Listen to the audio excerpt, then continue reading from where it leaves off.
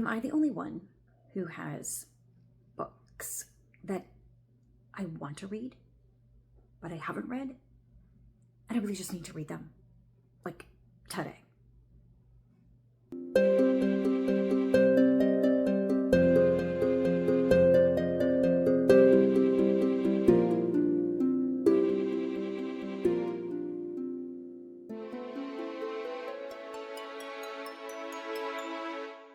Hello, my name is Anne. This is my channel, In Search of Wonder, and I need to read these books. I am going to start today a vlog where I am going to tackle 4 books in the month of May that just need to be read. I don't know why I haven't read them yet. They just need to get read. One of them is a book that a friend lent to me a long time ago. I think it's been a couple years. And it's been sitting on my shelf. I want to read it. That's why she lent it to me. I'm interested in it. I'm curious about it. I've heard a lot of good things. I just haven't read it yet. Every time when I plan my monthly TBR, it doesn't seem to fit anything. So this month, the month of May, when I'm not necessarily following any plans or reading challenges other than my annual ones, is a good time to just read it. And that is the one I'm reading first for this vlog. Remarkably Bright Creatures by Shelby Van Pelt. I've actually already started it. You can see my bookmark, and I am enjoying it thus far. So I'm looking forward to reading the rest of it. My goal is to read and finish it this week. I do have 3 others that I would like to get to in the month of May. We will see how that goes. I will show you what they are, but this is no guarantee that I'm going to get to them. But this is the next one, And the Dead Shall Rise. I started this a couple years ago. I got about halfway through, and I just set it down and never picked it back up again. And I'm sure that I have forgotten a lot of details, but I'm just gonna jump back in where I ended, and I'm going to finish it. I'm gonna finish it for sure this month. And my goal is in 1 week. So that's a lot of nonfiction, dense nonfiction in 1 week, but we're gonna do it. We're gonna get it done. The next one is a book that was just lent to me very recently by someone, but it is a more fragile copy of a book. So I don't want to have it too long because that increases the chances of me somehow damaging it. So I want to read it sooner rather than later. And that is Elsie Dinsmore by Martha Finley. I've heard mixed things about this book, but it's hard for me to know what to think about the things that people say about this book without having actually read it myself. So I've heard like rave reviews, and I've heard people say you shouldn't read that, it's a harmful book, etc., whatever. So I don't know. I'm going to read it and find out for myself. It was lent to me by a retired pastor who attends my church, a very sweet man. And he says everyone that he has lent it to has loved this book and has gone on to continue reading the series. So it is a Victorian era book. This particular edition, he told me when it was published. Let me look. 1896. Is that what this copy is from? Oh, that can't be. Is it? I feel like with a slip cover the way that it is, I feel like this edition is later than that. But anyways, it is an older copy of the book. Definitely a vintage copy. So I want to read that. And then I actually have my stack of books that I need to read this year, or I'm getting rid of them. Do you know how many of them I've read this year? None. I've not read a single one. So that needs to change this month. And I have the perfect book in this stack. I need to at least start Ragtime this month because my husband and I are going to go see the musical in New York City at the end of June. So this month is a good time to read it, so it'll be fresh in my mind when we go and see the musical. Now, I did start this years ago, and I DNF'd it. Will I DNF it again? I don't know. I might. But I need to at least try it. I'm going to try and get further than I got before and see how I feel about it. That's the 4th one in my vlog. So, I guess, technically, since I don't need to have this one read until June, I can give myself until the end of June to read this one. And the others don't really have that big of a deadline, but I'd love to get these done by the end of May. So we'll see how long it takes me.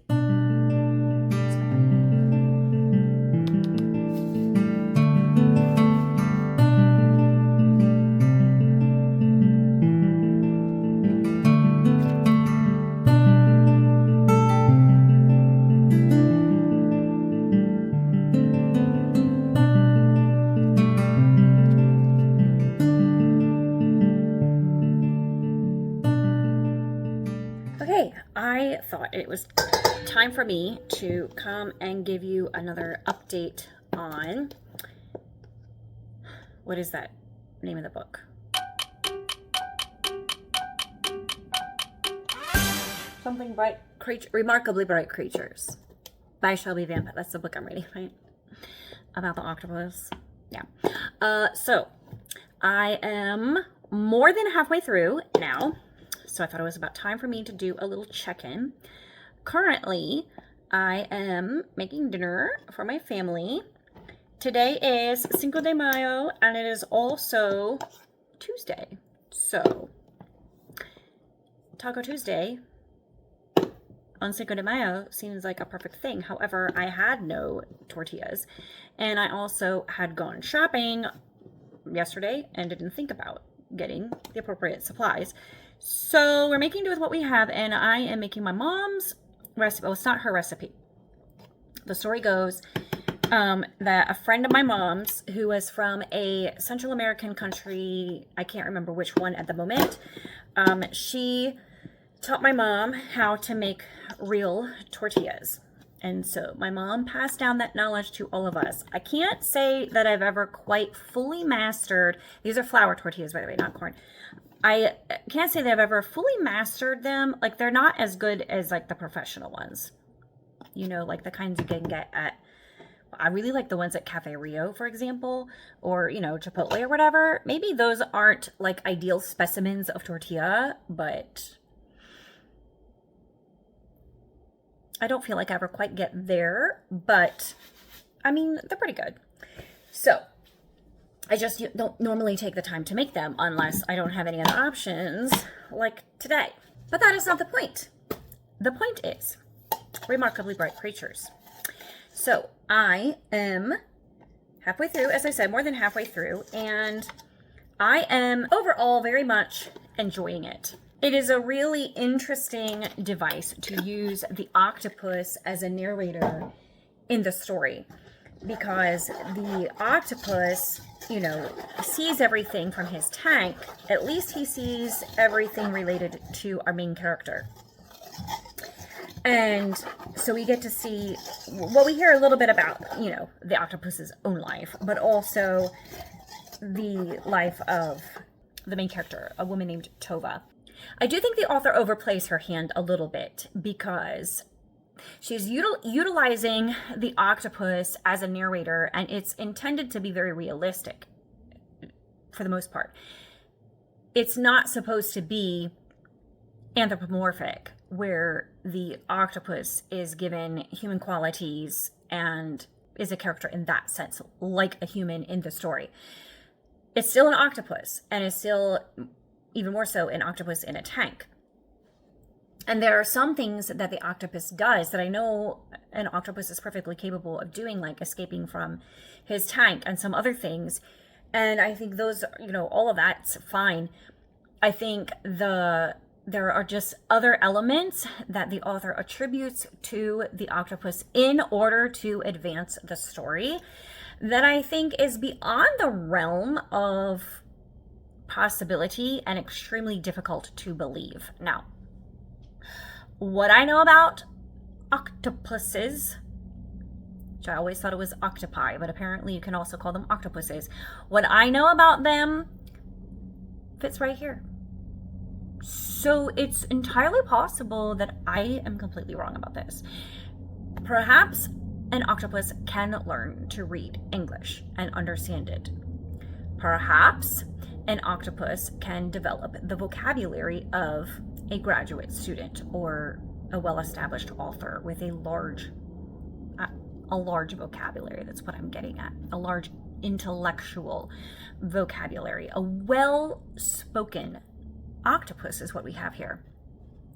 narrating our story. And I do think in terms of physical capabilities, like I said, I get it. An octopus can escape his latch and his tank and do some other stuff. Yeah, I'm with you, tracking on that. There are some other things physically that the octopus does that I raise a skeptical eyebrow.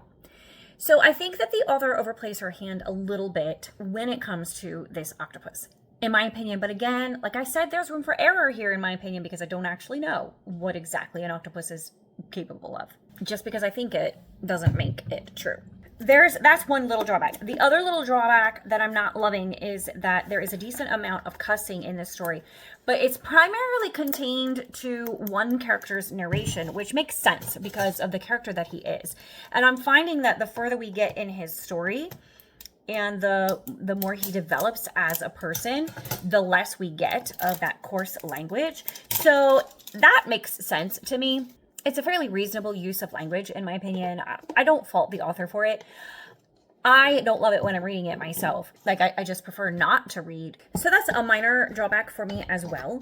But what I love about this story is I love the actual story that's developing here. And our main character, Tova, and as we get the story of her life coming together, I'm really loving just who she is as a person, and she's struggling some with grief on multiple levels. And the main thrust of the story is that her son, her only son, Eric, died under mysterious circumstances many years ago when he was 18 years old. And so we get little bits and pieces of that story as it starts to fall into place as the story goes on. And we get some other perspectives. There's a young man who is kind of down on his luck, but also has made some really bad choices in his life and is kind of just drifting through life and not drifting very well or successfully. And so he's trying to get back on his feet, lacking in direction and purpose, and kind of trying to find it. And so we have his story as well. His is the one that's peppered with cursing. But his life is starting to come together at this point in the story where I am now. So it'll be interesting to see where it goes. I'm curious to see where everything wraps up. I mean, I kind of have an idea. Honestly, there's a bit of predictability in the plot in that sense, but I don't mind. Like, I'm enjoying where the story's headed, and I'm enjoying watching as everything kind of comes together and the author weaves the different parts of the story into the picture that she's creating. And yeah, I'm enjoying it so far. So those are my thoughts about halfway through. I'll check in when I'm a little farther.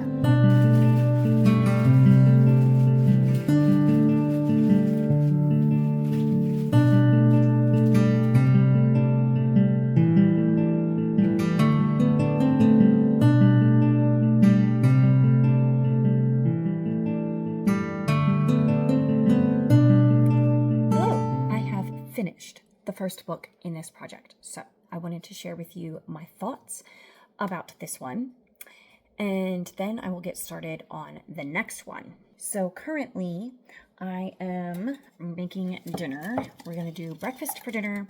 So I'm making some pancakes, and my sister gave me some kefir grains a few weeks ago, I guess. And so I've been making a kefir, which I thought that I had done that a couple decades ago, but I don't think I did because I don't remember ever going through this much milk in my life.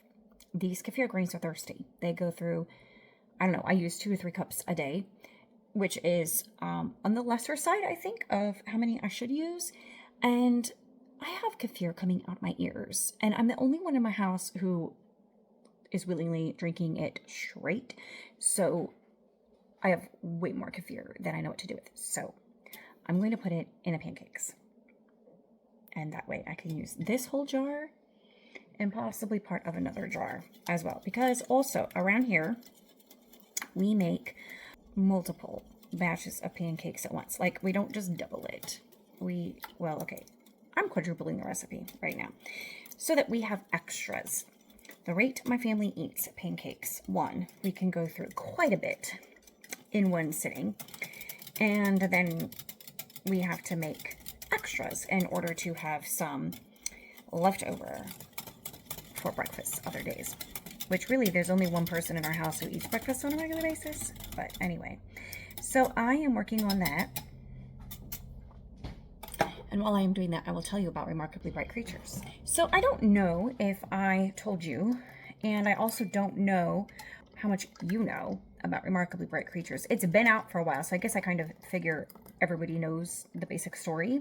But it's about, or, you know, at least has an idea that it's about an octopus in part.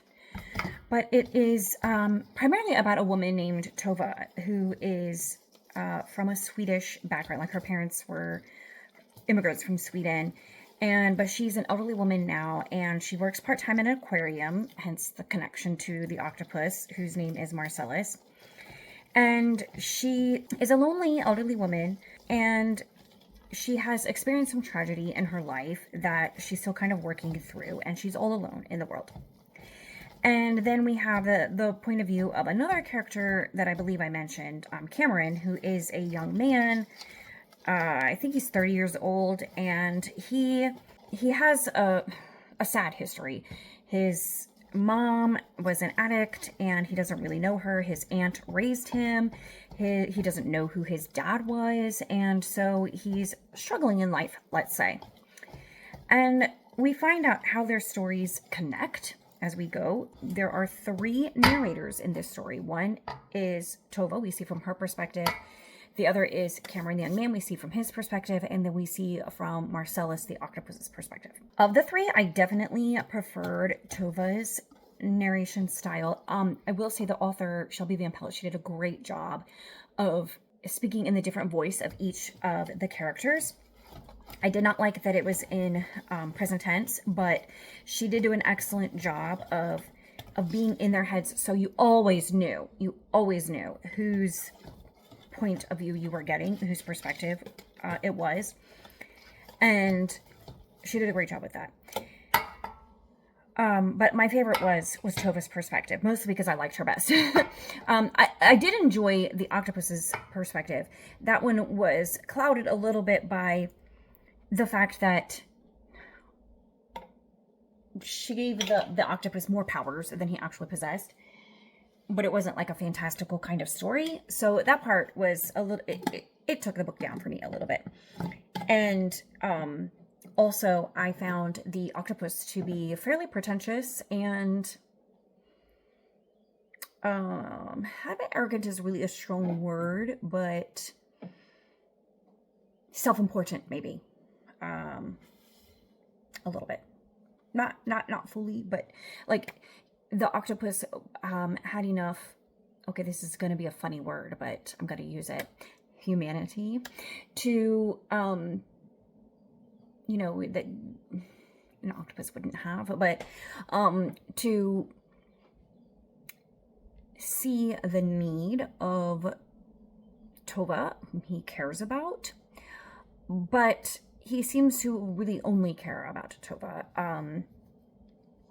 The title of the story, Remarkably Bright Creatures, comes from something that the octopus actually says towards the end of the book, where he's basically saying that, by and large, humans are dull creatures. And, you know, you could, I don't know exactly what words he used, but you could stick it there.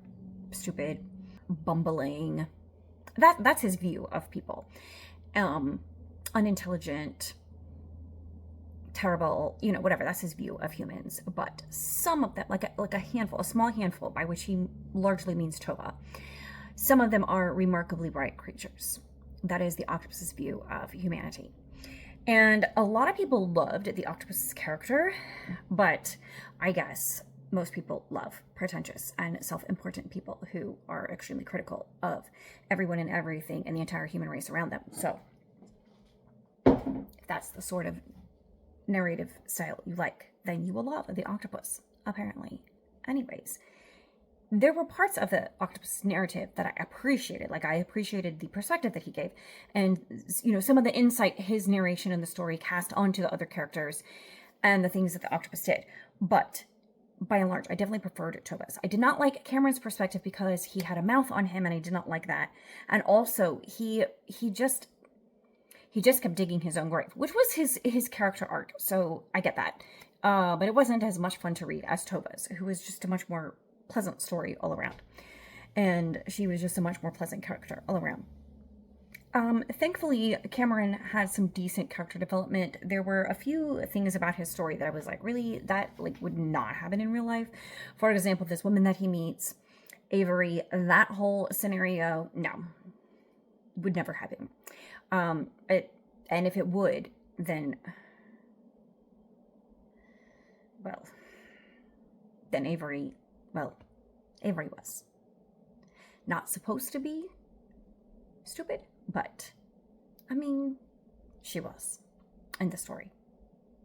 But anyways, if you haven't read it, you probably don't know what I'm talking about, and that's fine. I don't want to spoil anything, but let me just say that the whole Avery Cameron scenario would not have happened in real life with the point that Cameron was in his life and the point that Avery was in her life.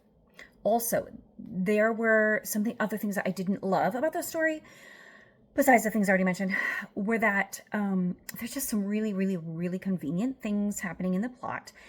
And it was very predictable. I had it all figured out not very far into the story. Like, I knew where it was going. And it was kind of like really obvious. So it's fairly predictable, which isn't, necessarily a bad thing.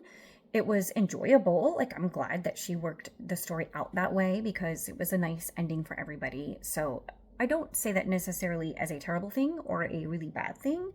Just, it was definitely predictable. And it wasn't the sort of story that, surprises you or keeps you on your toes so you can figure out what's going to happen. Like, you already know what's going to happen when you get a little bit into the book. So those were the things that caught my attention about the book and my thoughts as I was reading it. Overall, I liked the story of the relationships that were developed throughout. And I'm not talking about romantic relationships, because actually the one romantic relationship that developed I did not like at all. But I'm talking more about the relationships between Tova and her friends, and between Cameron and other people around him, and the things that he learned in his life, and even the relationships with the octopus, Marcellus, and all of that. It was very interesting. I loved the unique device of having the octopus tell the story, but I think that it wasn't fully realized to its maximum capacity, but it was well done and it was interesting and I enjoyed it overall. So those are my thoughts on Remarkably Bright Creatures. The next one up is the other one that I have borrowed, or that was lent to me, because I want to make sure I can return these books to their rightful owners. So their top priority. The next one will be Elsie Dinsmore. So I will film another clip when I have gotten started with that one.